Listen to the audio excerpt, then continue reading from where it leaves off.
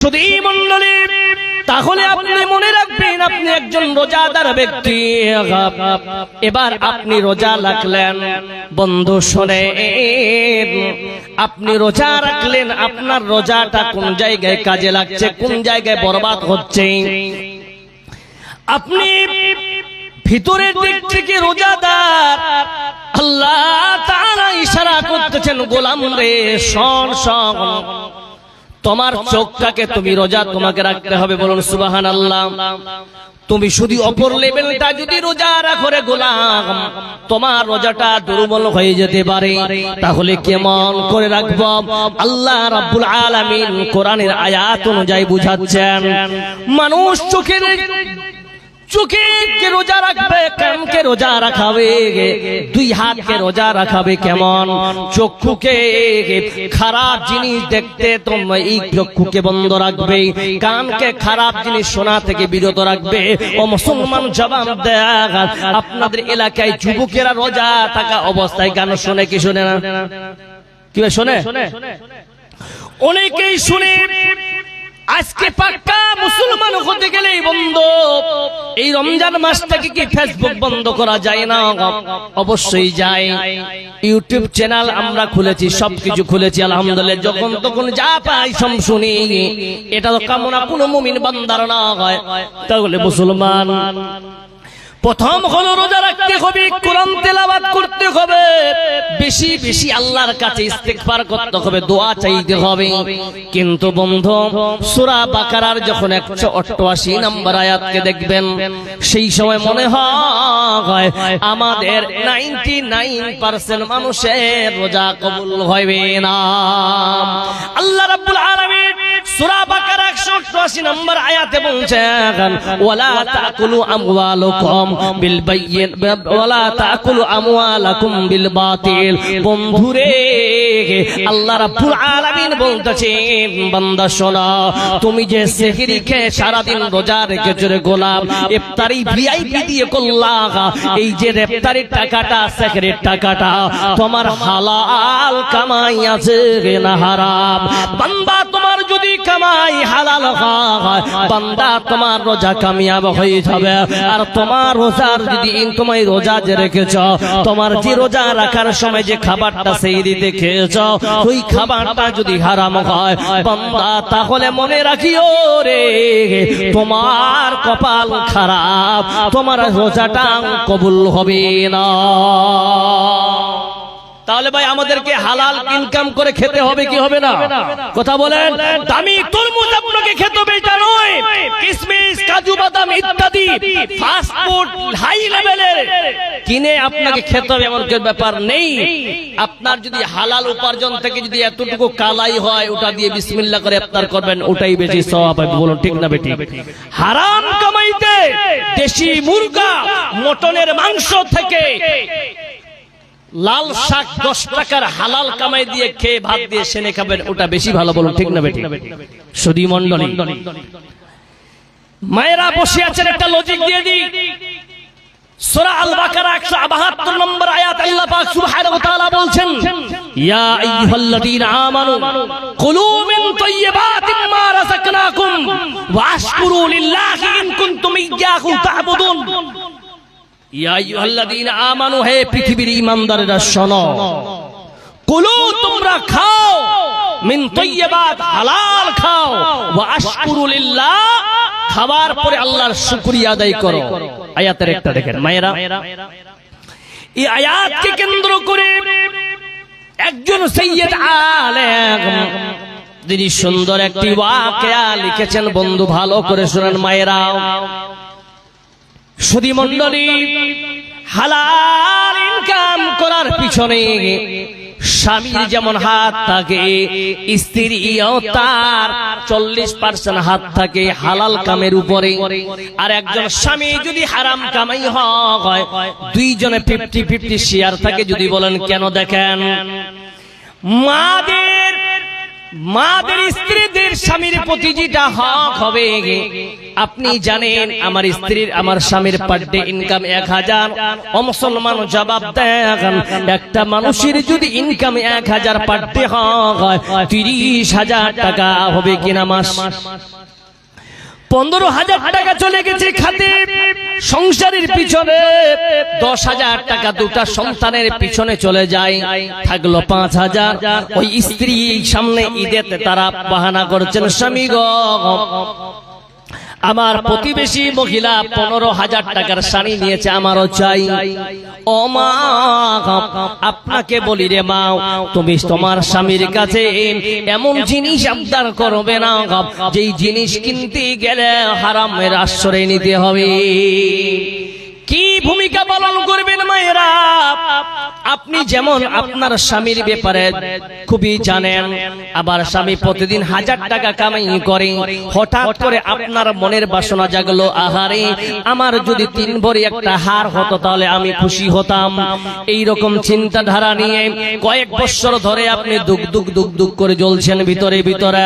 হঠাৎ করে আপনার স্বামী আপনার খাতে নিয়ে এসে 5 লাখ টাকার একটা বান্ডেল দিয়ে দিল। ও মুসলমান জবাব দেন, স্ত্রী খুশি হবে না বেজার হবে? জোরে বলেন। কি ভাই, খুশি না বেজার হবে? যাই হোক 3 ভরি হার হবে। সেই সময় স্ত্রী করলেন কি আনন্দে উল্লাসে, তিনি বলছেন স্বামী গো আমাকে আমার হাতটা দিতে হবে। বলে ঠিক আছে দিবে। বন্ধু ও আমার মা, এই জায়গায় আপনার যে মেন ভূমিকা থাকার কথা ছিল সেটা তো আপনি করলেন না। সেটা ছিল আপনাকে আপনার সর্বপ্রথমে আপনার স্বামীকে বলা উচিত ছিল, স্বামী আপনার পার ডে ইনকাম 1000 টাকা, কি করে আপনি এত টাকা কোথা থেকে পেলেন? স্বামী জবাব চাই, নচেত আমি ভাত খেতে দিব না। বলুন ঠিক না বেটি? শুধু মন্ডলী একজন হঠাৎ করে রে ওই স্বামী স্ত্রী কি করলে, ওর দিনে যায় প্রতিদিন ছেলেটা কামলা করতে যায়, প্রতিদিন কাম করতে যায়। কাম করতে গিয়ে যা রোজগার হতো সারাদিন রোজগার করে, সন্ধ্যার সময় স্ত্রীর হাতে শাক সবজি ডাল চাল নিয়ে এসে দিত, সুন্দর করে খেয়ে রাত্রিতে তারা আল্লাহর শুকরিয়া আদায় করে ঘুমিয়ে যেতেন। একদিন বান্দা করলেন কি, আল্লাহর বান্দা বেরিয়ে পড়লেন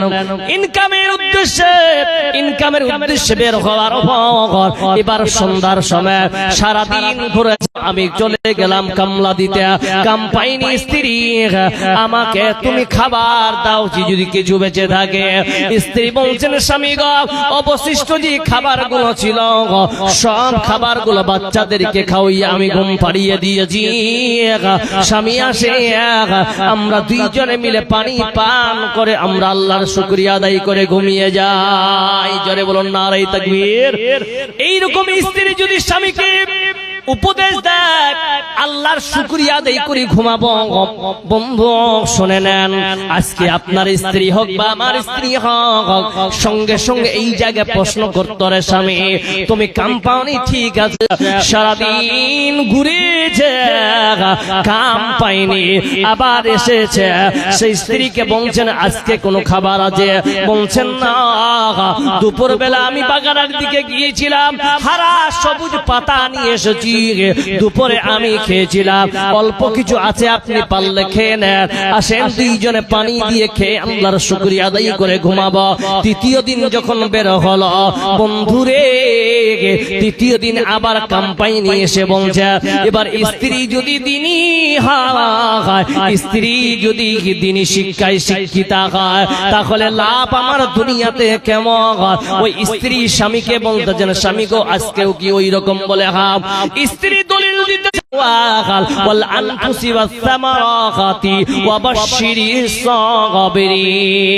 আল্লাহ রাব্বুল আলামিন যারা প্রকৃত যাদেরকে আল্লাহ ভালোবাসেন আল্লাহ তাদেরকে খোদা দিয়ে পরীক্ষা করেন। স্বামী রে আল্লাহ আপনাকে আমাকে হয়তো অতি ভালোবাসেন বলে আপনার আমার পরীক্ষা নিতেছে। জোরে বলুন সুবহানাল্লাহ। ও তুই দুনিয়া মায়ায় পড়ে আসল ঠিকানা। ভাই বেরাদার যারাই ছিল একে একে সব হারালো। ভাই বেরাদার যারাই ছিল একে একে সব হারালো।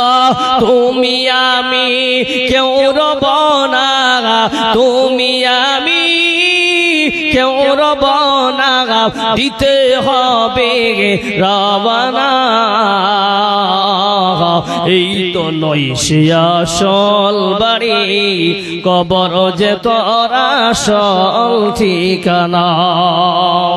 শুধু মন্ডলী চতুর্থ দিনে যখন বের হয় ওই বান্দা মনে মনে চিন্তা করলো, আহারে এতদিন ধরে না খেয়ে থাকা যায়, মাথায় মাইন্ডে তার গরম হয়ে গেছে, আজকে কার পকেট কেটে যদি আনতে হয় তাহলে টাকা দিয়ে আসবো।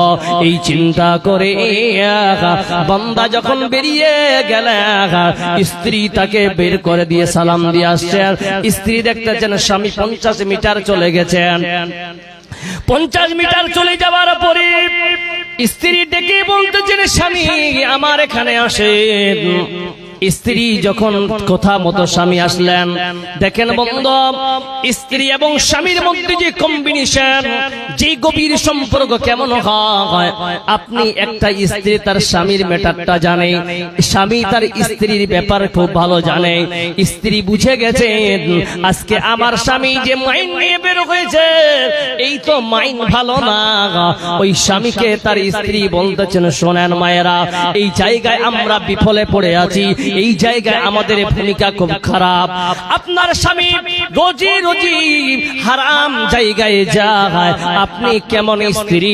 আপনার স্বামীকে তো প্রথম রাতে ফুলসজ্জা রাতে আপনি পটিয়ে নিয়েছিলেন, কারণ কাটাতে হবে।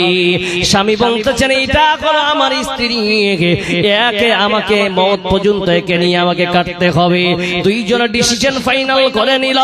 ও বাবা, যেই রাতে তুমি নিজের স্বামীকে মওত পর্যন্ত চলার মতো তুমি সিদ্ধান্ত ওকে করেছিলা, মারে আজকে তোমার স্বামীটা আজকে খারাপ জায়গায় অতিক্রম করতেছে। মা তুমি স্বামী শোনে না, এইটাই কথা আপনাদের বলার জন্য এত লম্বা আমি ওকে এটা আল্লাহ। স্ত্রী যদি প্রকৃত ইমানদারি নিয়ে হয় তাহলে দুনিয়ার কোন লাভ লালসতার মধ্যে থাকবে না। স্ত্রী বলতেছেন, স্বামী রে মাথা খোলো, মাথা উঠা, কান খোলো, চোখ তুমি খুলে আমার দিকে দেখো, কানটাকে তুমি ভালো করে পাতলা করে শুনে নাও। তুমি যে মাইন্ড নিয়ে বের হয়েছো স্বামী, আপনাকে বলছি স্বামী গো, এমন রিজিক আপনি বাড়িতে আনবেন না যে রিজিক খেলে আল্লাহ নারাজ হয়ে যাবে। জোরে বলো নারায়ে তাকবীর। রিজিকের দরকার নাই যে রিজিক খেলে আল্লাহ নারাজ হয়ে যাবে, এই রকম দরকার নাই। তাহলে দেখেন বন্ধু, স্বামীকে স্ত্রী যদি বিশ্বাস করতে পারে তাহলে স্বামীকেও স্ত্রীকে বিশ্বাস করা লাগবে কি লাগবে না? জোরে বলেন, জোরে বলুন ঠিক না বেঠিক? আজ আপনাদের এলাকায় সামনে ঈদ আসতেছে, সামনে পীরগঞ্জটা দেখেন, পীরগঞ্জটা এত বড় টাউন তো নয়, পীরগঞ্জটা নাকি বড় টাউন কি? স্মল মার্কেট, ওকে, ছোট্ট একটা মার্কেট। আর এই মার্কেটে আজকে আমি গিয়েছিলাম সোহেলকে নিয়ে একটু ঘুরতে। মহিলারা গেছে, এদের কি সবার বিয়ে হয়েছে? বাপ মা আছে না নাই? ভাইয়া বলেন হ্যাঁ না না আছে? স্বামী আছে? আর আলহামদুলিল্লাহ সবটা মহিলা অধিকাংশ একটা করে সাইড ব্যাগ নিয়ে গেছে। সাইড ব্যাগ বুঝেন? ছোট ছোট বাচ্চাকে নিয়ে কোলে। তাহলে কোলে যেহেতু বাচ্চা আছে তার মানে তার স্বামীও, কথা বলেন, তার স্বামীও আছে। তো মার্কেটটাতে আমি দেখলাম কমটা মহিলা আছে, তাই না? আচ্ছা এবার হিসাব লাগান তো, আমি কিন্তু হিসাবে খুব কাঁচা। 70টা যদি মহিলা থাকে তাহলে 70টা পুরুষও কি হবে? থাকতে হবে, কি হবে না? তাহলে 70টা পুরুষ যদি ওই জায়গায় থাকে তা ভিড়টা কমবে না বাড়বে? আমি আল্লাহর কসম বলছি 7টা পুরুষও ছিল না। শুধু দোকানদার গুলো ছাড়া অন্য দোকানদার কি রাস্তায় থাকবে না ভিতরে থাকবে দোকানে? শোষণ করতে চেয়েছিল, সাকসেস হতে পারেনি, কারণ আমরা হচ্ছি বড় স্বপ্নের পুরুষ, তাই না? পুরুষ কিন্তু স্বপ্ন দেখে বড় বড় কথা বলুন, ঠিক না বেঠিক? আর এখনকার বাজারে মহিলাগুলা একটু পদ পায়, পদ বুঝেন, যে তোমাকে গেলে এই রাজাপুর গ্রামটাতে গেলে সার্ভাই, আমার মা বোনেরা তারা খারাপ রাস্তা অতিক্রম করেছে, বলুন ঠিক না বেঠিক? আমি বলছি শোনেন, মেহরাবকে ছাড়া এই রাজাপুর থানা আছে, আজ কয়দিন হলো জালসা করা ভাই এই এলাকাতে? এটা দিয়ে কয়বার হলো? 100টা পার হয়নি? 100টা হয়েছে তো? তাহলে বেশিরভাগ মৌলবীরা পর্দা পর্দা করে কি করে না? তার মধ্যে কি বেপর্দা নারী থাকবে? কথা বলুন, থাকবে? আর মৌলবীদেরকে পর্দা নিয়ে চিল্লাতে হবে? চিল্লাতে হবে না। তাহলে আপনি একজন পাক্কা দায়িত্বশীল মুসলিম শরীফ উঠাবেন, কুল্লুকুম রাইয়ুন ওয়া কুল্লুকুম মাসউলুন আন রাইয়াতিহি। আপনি একজন দায়িত্ববান, আল্লাহ আপনার দায়িত্বের ব্যাপার কাল কিয়ামতের দিন আপনাকে জিজ্ঞাসা করবে। ও মা, আপনাকে বলি, আপনাকে কে পাওয়ার দিল? আপনার বাচ্চা, আপনার বাচ্চার, আপনার স্বামী, আপনার শ্বশুর শাশুড়ির কাপড় আপনি ওপেন সিগারেট মালদায় বাজারে কিনতে যাবেন, কোথায় পেলেন আপনি? কোথায় আপনি পেলেন? এই সুন্দর করে আজ আপনার মা আপনার জন্য ইসলামকে শোষণ হতে চলেছে। আমরা আমল করতেছি, আমলের মধ্যে কোনো মাধুর্য গম্ভীরতা নেই। যেই রোজা আগে করতাম, আপনার স্মরণ আছে কিনা জানি না, এর 10 বছর আগে আপনি নিয়ে নেন, আপনাদের এলাকার মানুষ বেশিরভাগ ছাতু খেতেন কি খেতেন না? জোরে বলেন কি ভাই বাবজি, ছাতু খেতেন কিনা? ছাতু কাঁচা পেঁয়াজ দিয়ে, কাঁচা লঙ্কা দিয়ে, লবণ দিয়ে খেতেন কিনা? কোনদিন আচার দিয়ে খেতেন? সেই জামানায় ছিল না। সরিষা রাখাচ্ছেন কুইন্টাল কা কুইন্টাল, আর সরিষা কিনে খাচ্ছেন তেল আপনি, বলুন ঠিক না বেঠিক ভাই? হ্যাঁ মুসলমান, আগে মাংস খেতাম 2 মাস পরে, একটা টুকরা দিয়ে এক থালি ভাত পূর্ণাঙ্গ খাওয়া যেত, কিন্তু এখন প্রতি সপ্তাহে 3 বার করে খাচ্ছি, ওই জন্য পেটে আর সাপোর্ট করে না, গ্যাস ফেস এইদিকে দুনিয়ার রোগ আমাদেরকে ধরেছে, বলুন ঠিক না? তার মানে কি, যে পাঞ্জাবিটা পরে আত্মীয় স্বজনের বাড়ি যেতাম, এখন একটা ব্যক্তির পাঞ্জাবি যদি খোঁজ করেন কমসে কম 150টা বের হবে, বলো ঠিক না বেঠিক? এই অপচয়। তাহলে আমি বলতে চাই, প্রিয় মুসলিম সমাজ, দুঃখ করে কোনো লাভ হবে না। আজ যদি আমরা মুসলিম সমাজ, দিন দিন আমাদের অবস্থা খারাপ চলতেছে, কথাগুলো বুঝে আসছে আপনাদের? আজকে ইউপির মাটিতে মসজিদগুলোকে পলিথিন দিয়ে, কাপড় দিয়ে ঢাকানো হচ্ছে, আমাদের কি দুঃখ লাগে? অবহেলিত, বলুন ঠিক না বেঠিক? প্রিয় মুসলিম সমাজ মায়েরা, আপনাকে বলি, এই সমস্ত জিনিস বিভ্রান্ত গুলাকে শেষ করে দিয়ে আসেন আমরা একটা সুন্দর প্ল্যাটফর্ম তৈরি করি, যে প্ল্যাটফর্মের নাম হবে ভ্রাতৃত্ববন্ধনের প্ল্যাটফর্ম। এই জায়গায় আমরা ইসলামিক কালচার অনুযায়ী আমরা সমাজকে চালাবো, আমরা মসজিদ পরিচালনা করব, আমরা মাদ্রাসা পরিচালনা করব, আমরা এলাকা পরিচালনা করব। জেলাকা থেকে জেলা যাবে, জেলা থেকে রাজ্য যাবে, রাজ্য থেকে দেশ যাবে, বলুন ঠিক না বেঠিক? ইনশাআল্লাহ। জোরে একবার বলা যাবে নারায়ে তাকবীর? নাই, আওয়াজ দাবিয়ে গেল, জোরে বলুন নারায়ে তাকবীর। আনিস ক্যা ফায়দা क्यों अपने रब को जवानी में भूला तू, और ताकत की बोते पे भूला तू, जब जवानी ढलेगी तो पछताएगा, जब जवानी ढलेगी तो पछताएगा, ऐसे रोने रुलाने से क्या फायदा। কিছু বুঝতে পারলেন? উর্দু নাট্য কিছু বুঝতে পারলেন? থাকতে আমল ঠিক মাপে করে নেন। এবার আসেন, দায়িত্ব বললাম, স্ত্রীর দায়িত্ব বুঝিয়ে দিলাম, স্বামীর দায়িত্ব বুঝিয়ে দিলাম। এবার দেখেন মিলটা কেমন থাকতে হবে। একজন পুরুষ, একজন স্বামী, একজন নারী যদি এরা যদি পারফেক্ট হয়ে যায়, আলহামদুলিল্লাহ সুম্মা আলহামদুলিল্লাহ, ওই পরিবার থেকে আল্লাহর ওলি বের হবে, বলুন নারায়ে তাকবীর। জি, কেমন? আল্লাহর নবী জনাবে মুহাম্মদ রাসূলুল্লাহ সাল্লাল্লাহু আলাইহি ওয়াসাল্লাম সর্বপ্রথম যাকে বিয়ে করেছিলেন তার নাম কি ছিল? জোরে বলেন।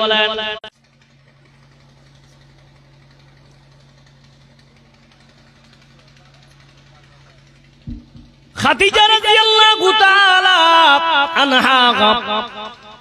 তিনি ধনী একজন মহিলা ছিলেন। কত ধনী ছিলেন? কেউ লিখেছে 40 মণ স্বর্ণের মালকিন ছিলেন।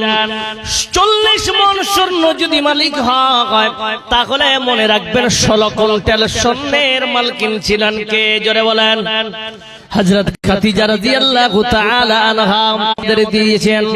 খাদিজা বলছেন, যেদিন আল্লাহর নবীর সঙ্গে আমার প্রথম বিয়ে হয়, যেদিন ফুলসজ্জা হয়, সেদিন আমার বাড়িতে হয়েছে।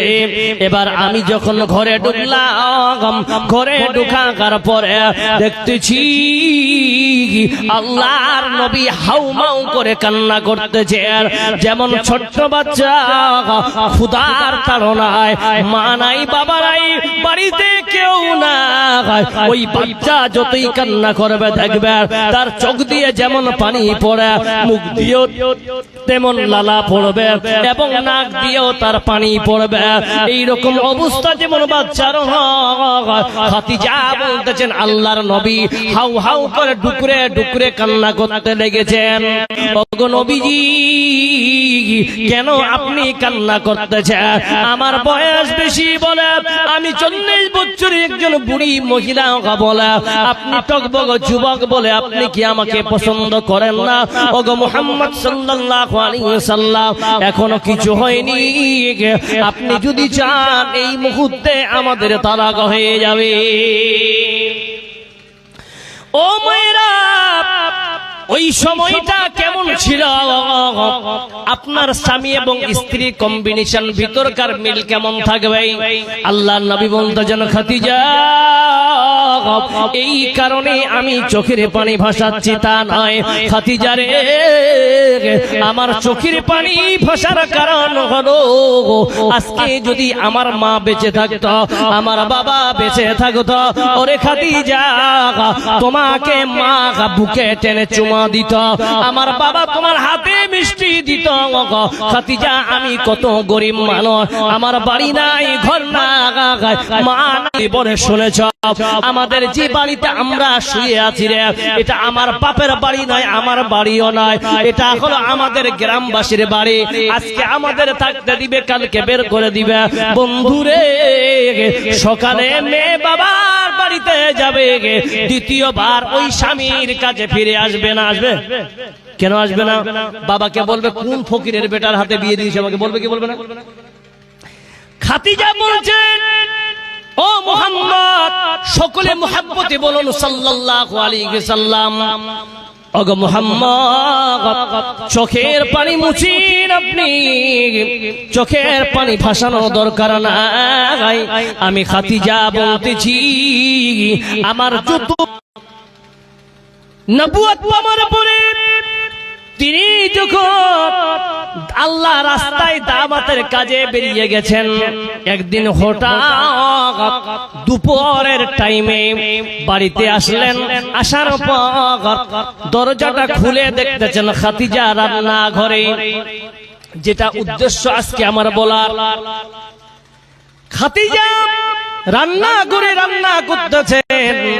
হঠাৎ করে আল্লাহর নবীর চোখে পড়লেন খাদিজার যেই কাপড় বর্তমানে পরিধান করে আছেন, যেই কাপড়টা পরে আছে, ওই কাপড় তাতে 3 জায়গায় বড় বড় ফাটা। কেউ আপনাকে মেরেছে, আপনাকে কেউ কষ্ট দিয়েছে, বলেন স্বামী আপনাকে কে কষ্ট দিয়েছে আমাকে একবার বলেন। আল্লাহর নবী বলতেছেন, খাদিজা রে, আমি দামাত করতে গিয়ে আমাকে কেউ কষ্ট দেয়নি, আমার কষ্ট হলো এটা খাদিজা, আমি আজকে দেখলাম তোমার কাপড় ফাটা আছে রে খাদিজা, এই জন্য চোখের পানি আমি ভাসাচ্ছি। যেই খাদিজা 16 কুইন্টাল স্বর্ণের মালকিন ছিল, জোরে বলুন সুবহানাল্লাহ। আজকে এত কোটিপতি মহিলা হওয়ার পর আজকে ওই ফাটা কাপড় পরিধান করে আছে, এই জন্য আমি কান্না করতেছি। খাদিজা আমি যাই থাকে, তাহলে তার স্ত্রী পাশে বসে সর্বপ্রথম তাকে কি প্রশ্ন করে বলেন তো, যে শোনো, এই যে পীরগঞ্জে যে 4টা দোকান আছে, একটা দোকান কিন্তু আমার নামে করে দিতে হবে। কি ভাই বলবে কি বলবে না? কেন বলবে? যে আমার জিন্দেগির ব্যাপার। তুমি মারা যাওয়ার পরে আমার কি হবে, বলবে কি বলবে না? তোমার ওই জায়গায় 10 বিঘা মাটি আছে, ওখান থেকে 3 বিঘা মাটি আমাকে দিবে। সেই অনুপাতে আপনার চাহিদাও আপনার পূরণ করতে হবে। এটা নয় আপনার স্বামী 10 টাকা কামাই আপনি যদি 15 টাকা পার ডে ইনকাম খরচ করতে চান, সেটা সম্ভব নয়। আল্লাহর নবীর স্ত্রী খাদিজা বলছেন, ওগো মুহাম্মদ, ওগো স্বামী শোনো, আপনার কাছে আমার একটা আমদান, আপনাকে আমাকে নতুন কাপড় কিনে দিতে হবে না, আপনার দিবে 2 নাম্বার হলো কবরে যখন নামতে হয় নিজের হাতে তুমি নিজে কবরস্থ করবে। 3 নাম্বার নবীজি, যখন আপনি সবাই মাটি দিয়ে চলে যাবে, সঙ্গে সঙ্গে আপনি যদি থাকে উত্তর দিতে আমাকে খুব সহজ মনে হবে। আল্লাহর নবী দেখলেন যখন খাদিজার মওত হয়ে গেল, খাদিজার যখন ইন্তেকাল হয়ে গেল, ওই সময় খাদিজা রাদিয়াল্লাহু তাআলা আনহা মওত হলো। আল্লাহর নবী নিজের জুব্বার কাপড় দিয়ে তাকে দাফন কাফন করলেন।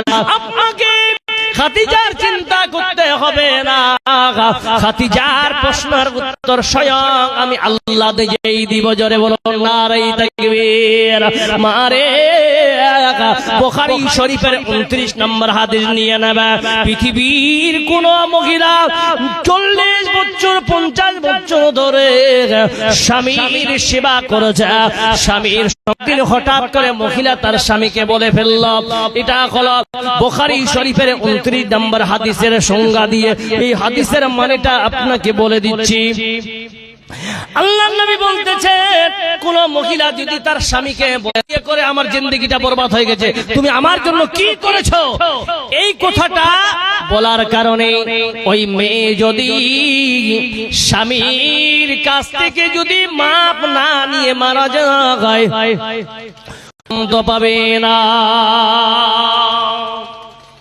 জি ভাই, তাহলে মা খালাদেরকে বলি, তাহলে স্বামীর সঙ্গে ব্যবহার ভালো রাখতে হবে। আবার আপনাদেরকে প্রশ্ন করি ভাই, আপনাদের এখানে যেগুলো লোক বসে সব আমার এটা খেয়েছে, স্ত্রীর হাতে কে কে মার খেয়েছেন? খেয়েছেন আপনি? সালা আমি মৌলবি, আমি হালকা ফুলকা খেয়েছি, আপনি খাবেন না? মানে খেতে হবে। জি, এবার শোনেন শরীয়ত কি বলছে ভালো করে বুঝেন। আজ আপনি 3 ঘন্টা ধরে কথা বলবেন, আপনি পুরুষত্ব নিজেকে প্রমাণ করছেন, আর আপনার স্ত্রী ব্যতিক্রমে তার বহুনুর সঙ্গে 5 মিনিট কথা বলেছে, তা আপনি সন্দেহ করেছেন? কি ভাই ঠিক হচ্ছে কিনা জোরে বলেন। এবার দেখেন বক্তাকে আনছো ছেড়ে দেব, ভালো করে দেখেন। তাহলে স্ত্রী, আপনি স্ত্রীকে মারতে পারবেন, কতটুকু মারতে পারবেন সেই জিনিসটা জানা দরকার আছে। মারতে পারবেন কতটুকু শরীয়তে আছে, 1 বালিশ মানে 1 টাকুর লাঠি দিয়ে আপনার স্ত্রীকে আপনি মারতে পারবেন। বলুন ঠিক না বেঠিক? এটা শরীয়ত। দ্বিতীয় নাম্বার হচ্ছে আপনার আল্লাহ নবী সাল্লাল্লাহু আলাইহি ওয়াসাল্লাম হাদিস বলছেন, সালাফের কওল বলছি, ভালো করে দেখেন মায়েরা আমার, পৃথিবীর কোন মানুষ কোন মহিলার যদি আগে ইন্তেকাল হয়ে যায়, কোন মহিলার যদি আগে ইন্তেকাল হয়, ভালো করে শুনেন, কোন মহিলার যদি আগে ইন্তেকাল হয়, তার স্বামী যদি দুনিয়াতে বেঁচে থাকে, তার স্বামী যদি বারবার 1 দিন 2 দিন 3 দিন 4 দিন 5 দিন 10 দিন যদি আল্লাহকে বলে, আল্লাহ আমার স্ত্রী দুনিয়ার জিন্দেগিতে আমাকে সন্তুষ্ট করে মারা গিয়েছে, আল্লাহ বলবেন, বান্দা তোমার স্বামীর সার্টিফিকেট আমি আল্লাহ কবুল করে নিলাম। ওই মালিককে আল্লাহ পাক বলছে আমার পরিপরি কাউকে যদি আমি সিজদা করার মতো আমি কাউকে পারমিশন দিতাম তাহলে স্ত্রীদেরকে বলতাম ওই মহিলাদেরকে বলতাম তোমরা নিজের স্বামীকে সিজদা করো এত বড় সম্পদের মালিক বানিয়ে দিয়েছে তাহলে বন্ধু আল্লাহ রাব্বুল আলামিন কোরআন দিয়ে বোঝাচ্ছেন ইয়া আইয়ুহাল্লাযীনা আমানু কুলু মিন তাইয়্যিবাতি মা রাযাকনাকুম এই আয়াতের উপরে কেন্দ্র করে তো লম্বা আলোচনা শুরু হলো হঠাৎ করে কোটিপতি হয়ে দেখবেন হঠাৎ করে কেউ মালদায় ফ্ল্যাট শুরু করেছে কেউ শামসিদে ফ্ল্যাট আরম্ভ করেছে কেউ গাজলে বাড়ি আর বাড়ি তৈরি করেছে এতগুলো টাকা পেল কোথায় মনে রাখবেন বান্দা ও টাকাটা অধিকাংশ হারাম কারণ হালাল উপার্জন মানুষের কাছে কম মনে হয় না আল্লাহর কাছে ওটাই বেশি দামি আল্লাহ পাক বলতেছেন হালাল কামাই তুমি করবা কেমন করে করো রে বান্দা তাহলে শুনে না ওই হালাল কামাইটা হবে তোমার আল্লাহর জন্য যখন তুমি হালাল উপার্জন করতে যাবে আল্লাহর সাথে বান্দা তুমি যদি বেশি বেশি আল্লাহর শুকরিয়া আদায় করো আমি আল্লাহ সেটাতে বরকত দিব জোরে বলুন সুবহানাল্লাহ আজকে নবীটা লাগিয়া সুন্দর সেই রবগারে সাজানো চরা সেই রবগারে সাজানো সুশীতল কেটে গেছে কত শীত নিশীতের দ্বীপহারে সে রবগারে সাজানো চরাচর আজ কেন পৃথিবীটা লাগে এত সুন্দর সে রবগারে সাজানো চরাচর আয়োজন দুসব গুঞ্জনে মুখরিত গোটা মরু প্রান্ত সে রবগারে সাজানো চরাচর আজ কেন পৃথিবীটা লাগে এত সুন্দর সে রবগারে সাজানো চরাচর আল্লাহ পাক বলতেছেন লাইন ওয়াশকুরুলিল্লাহ আল্লাহর শুকরিয়া আদায় করেছে বলে হ্যাঁ করেছি আল্লাহ পাক বলতেছেন বান্দা ওয়া ইয়্যাহু তা'বুদুন বান্দা এবার ইবাদত কর তোর ইবাদত আল্লাহ কবুল করবে হাদিস আছে লা ইয়াদখুলুল জান্নাতা জাসাদুন ওই ব্যক্তি কোনদিন আল্লাহর জান্নাতে প্রবেশ করতে পারবে না লা ইয়াদখুলুল জান্নাতা জাসাদুন ওই ব্যক্তি কোনদিন জান্নাতে প্রবেশ করতে পারবে না ওই তা কোনদিন আল্লাহর জান্নাতে প্রবেশ করতে পারবে না গুজিয়া বিল হারাম যেই বলিটা হারাম মাল দিয়ে প্রথমে বলেছিলাম এই মাসে রোজা রাখবেন রোজা রেখে তেলাওয়াত করবেন তারপরে দোয়া করবেন তারপরে হালাল উপার্জন করবেন আর হালাল উপার্জন যদি ঠিক হয় ইনশাআল্লাহ আপনি বুক ফুলিয়ে বলতে পারবেন আল্লাহ আমার রোজা কবুল হয়েছে আলহামদুলিল্লাহ জোরে বলেন এটাই বাস্তব প্রিয় মুসলিম সমাজ মা খালাদেরকে একটাই কথা বলি ভূমিকা 50 থাকবে ইনশাআল্লাহ প্রিয় মুসলিম সমাজ আজকে আমরা যদি সঠিকভাবে নিজের জীবনটাকে সঠিকভাবে কোরআন এবং সেই সুন্নাহর উপরে আমল না করতে পারি আমাদের জিন্দেগি বরবাদ হয়ে যাবে কেন আজ আমরা সাধারণত বলছিলাম যে স্বামী স্ত্রীর মধ্যে যে আমাদের অধিকাংশ ঝগড়া হয় খাবারের দিক থেকে হোক যে কোনো দিক থেকে আমাদেরকে মিটিয়ে নিতে হবে ভাই এটা একটা বড় জিনিস কারণ নবী করিম সাল্লাল্লাহু আলাইহি সাল্লাম বলছেন কি হলো আপনারা কি হয়েছে নাকি আচ্ছা বক্তা আপনাদের আসতে যে টেনশন নাই হ্যাঁ বক্তা আসলে ছেড়ে দেবো রে ভাই না আপনারা কেন ছেড়ে দেওয়ার ছেড়ে দিতে কইছেন ছেড়ে দিলে ছেড়ে দিচ্ছি এখন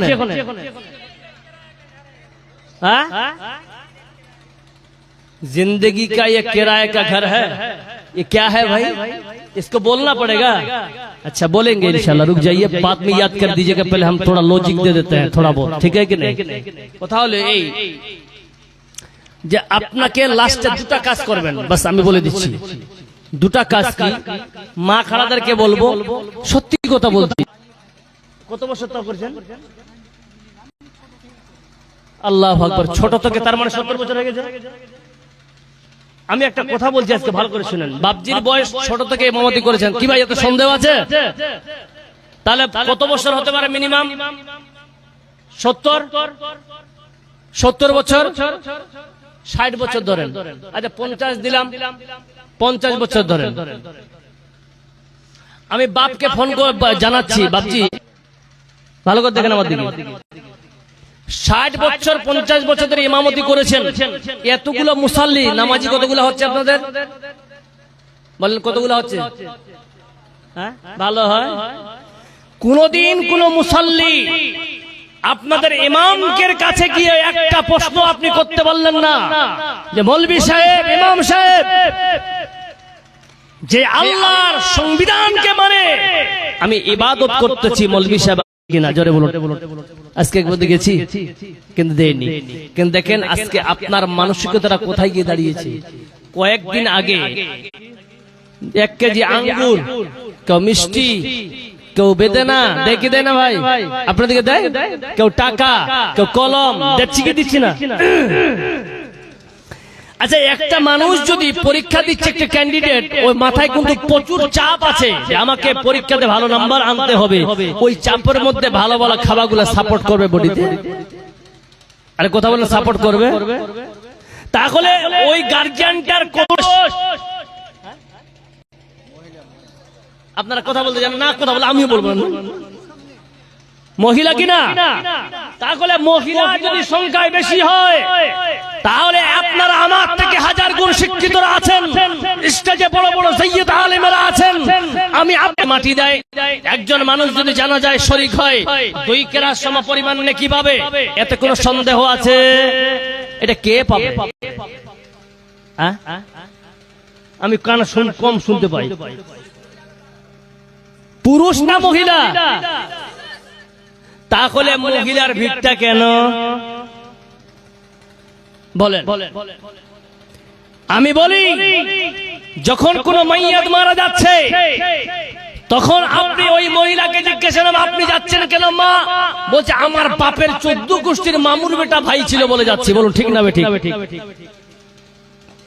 তোমার বাপের 14 গোষ্ঠীর মামুর বেটা ছিল, ঠিক আছে, এখন গেলে তুমি তো তাকে গায়ের মেহরাম হিসাবে তোমার দেখবে, কি ভাই ঠিক না বেঠিক? আমার শেখরা বসে আছেন, কি দেখতে পাবে আমি জানি না ভাই, মাসলুম মাসাইল। তাহলে একটা মেয়ে সওয়াব পেত, হ্যাঁ মা তোমার সঙ্গে আমি একমত, বাট তুমি সওয়াবের ভাগীদার হতে, কিন্তু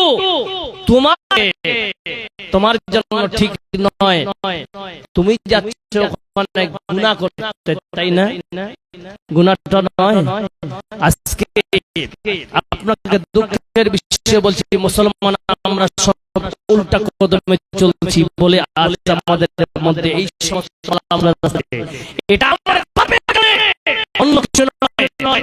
বলছিলাম প্রিয় মুসলিম সমাজ যে আজ আপনাকে আমাকে সকলকে একটা প্রতিজ্ঞা হয়ে থাকতে হবে যে আমরা যতগুলো আমল করব, যত নামাজ পড়ব, 60 বছরের জিন্দগিতে আপনি বললেন না একবার প্রশ্ন করতে, আপনার ছেলেকে কোচিং মাস্টার দিলেন, 3 মাস আগে তাকে দিলেন কোচিং এ, কারণ হচ্ছে তাই আমার ছেলে যেন সায়েন্স গ্রুপে 95+ নাম্বার নিয়ে এসে আমার